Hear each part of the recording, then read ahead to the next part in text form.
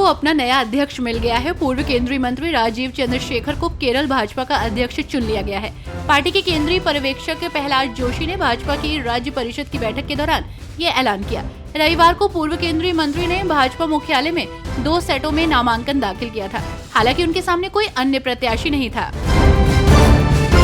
हेमंत सरकार ने राज्य के छोटे कारोबारियों के लिए एक खुशखबरी दे दी है। उद्योग मंत्री संजय प्रसाद यादव किसान उत्पादक संगठन, किसान उत्पादक कंपनियों, सहकारिता स्वयं सहायता समूह को परियोजना लागत का 35% की दर से 3 करोड़ रुपए और अधिकतम 10 करोड़ तक की अधिकतम अनुदान का प्रावधान किया गया है।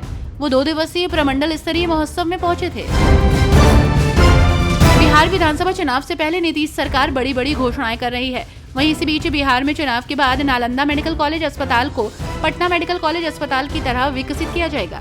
स्वास्थ्य मंत्री अशोक चौधरी ने एनएमसीएच के 56वें स्थापना दिवस पर आयोजित स्वास्थ्य मेले के उद्घाटन के दौरान ये घोषणा की। उन्होंने कहा कि कोविड और डेंगू के दौरान अस्पताल ने बेहतर चिकित्सा सेवाएं प्रदान की है। दिल्ली में अब भाजपा की सरकार है और ऐसे में कई बदलाव होने की संभावना है। इस बीच खबर है कि दिल्ली में बिजली की दरों को बढ़ाया जा सकता है।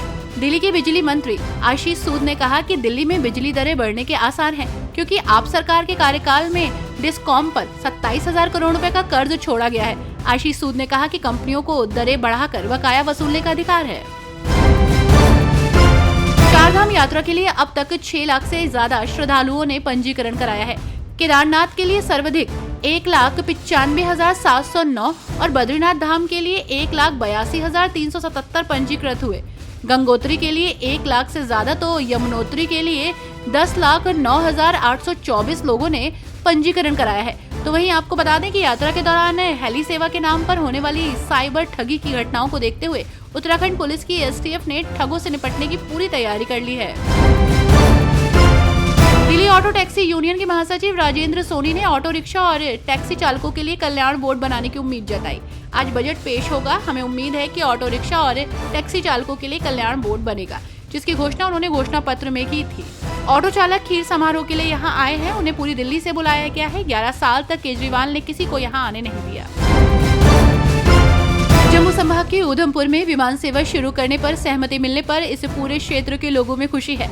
इससे विमान सेवा से बाहर जाने वालों को राहत मिलेगी। तो वहीं उधमपुर और रियासी इलाके के पर्यटन को भी बढ़ावा मिल सकता है। वहीं आपको बता दें कि अभी तक विमान सेवा सिर्फ जम्मू और श्रीनगर के राजधानी शहरों में ही उपलब्ध है। इस कारण अगर किसी को दिल्ली, मुंबई या फिर कहीं पर भी जाना पड़े तो उससे पहले जम्मू एयरपोर्ट पर आना ही पड़ता है। कुणाल कामरा को लेकर बोलते हुए मृत्युंजय तिवारी ने कहा कि हास्य कलाकार कितने लोगों और राजनेताओं का मजाक उड़ाते हैं। लालू प्रसाद का भी मजाक उड़ाया जाता है। जब शिंदे का मजाक उड़ाया गया तो उन्हें मिर्ची लग गई और उन्होंने तोड़फोड़ शुरू कर दी। अगर एक हास्य कलाकार किसी तथ्य को अपने शब्दों से बयान करता है तो ये आक्रोश हिंसक रूप नहीं लेना चाहिए। कांग्रेस नेता इमरान मसूद ने कहा कि बीजेपी महाराष्ट्र को बर्बाद कर रही है। महाराष्ट्र देश का एक ऐसा राज्य था जहां आर्थिक प्रगति हुई, जहां निवेश आया। महाराष्ट्र में जो माहौल वे बना रहे हैं उसमें कोई निवेशक नहीं आएगा। अगर आप स्थिति को देखें तो पश्चिम बंगाल इसका सबसे बड़ा उदाहरण है। पश्चिम बंगाल पहले कहाँ था, फिर कहाँ चला गया और आज आप देखिए, इससे बड़ा उदाहरण आपको नहीं मिल सकता। यही हाल महाराष्ट्र का भी होगा। बीजेपी नेता चौधरी भूपेंद्र सिंह ने वन नेशन वन इलेक्शन पर कहा कि आज हम लोग इस बात पर चर्चा कर रहे हैं कि हमारे देश में एक देश एक चुनाव होना चाहिए।